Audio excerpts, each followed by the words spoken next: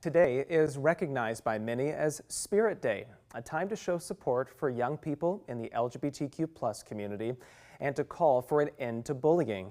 This comes on the same day that new research shows the mental health crisis for these youth is getting worse. Joining us today to talk through the findings of this is Dr. Ronita Nath. She is the Vice President of Research at the Trevor Project. Dr. Nath, welcome in today and thanks for talking to us. Thank you for having me. Before we move on, I just want to note the Trevor Project does work on suicide prevention and crisis intervention for LGBTQ+ young people. So for almost 2 years, you and the organization all conducted a study of more than 1,600 young people in this community. What stands out most from that extended time frame and consistently checking in with the same people? Right. So the main takeaway from this extensive study is that LGBTQ+ youth in the US are facing an acute mental health crisis, and it is getting worse. And we were able to look at multiple exposures in our longitudinal analyses, confirmed that when young people are exposed to victimization, discrimination, economic insecurity, and conversion therapy, they experience a worsening mental health over time. And what are some of the examples of that when you talk about mental health crises? Right. So anxiety symptoms rose during the course of the study from 57% at baseline to 68% a year later. Depressive symptoms went up in the same cohort from 48% at baseline to 54% a year later.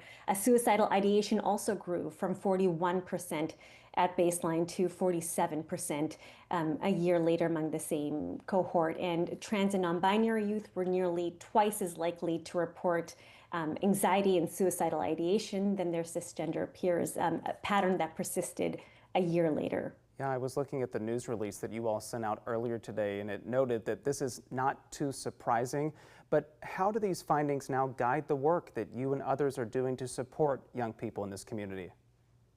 Yeah, so because these are longitudinal analyses, as opposed to like a cross-sectional one-time snapshot of risk and protective factors and mental health outcomes, this clear longitudinal evidence that shows that structural and social conditions are driving mental health outcomes and not just correlating with them, we hope that will help lawmakers and public health leaders. And so by showing that discrimination, victimization, conversion therapy, and economic hardship precede worsening symptoms while affirming environments, family support, and access to transgender healthcare precede improvement, we hope to really make the case for upstream interventions in suicide prevention and guide evidence-based laws and funding priorities.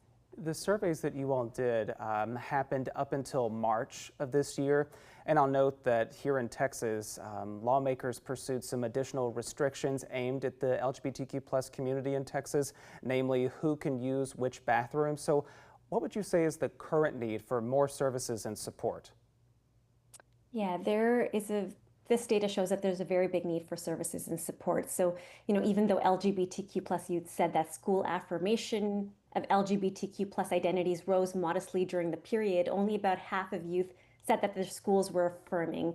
Only about half said that their homes were affirming. So, I think schools are a place we need to, invest in and promote gender sexuality alliances, anti-bullying policies, ensuring there is a trusted adult that young people can go to. Family support is one of the most powerful buffers against poor mental health. And so there's a lot we can do at the family level to help out. Help-seeking behaviors went up during suicidal crisis, which means that community-level safety nets matter. We need 24-hour crisis lines, chat and text services. And we know from this research that access to gender-affirming medical, legal, and social supports, they improve mental health over time. So ensuring that transgender healthcare remains legally protected and financially affordable is a suicide prevention imperative.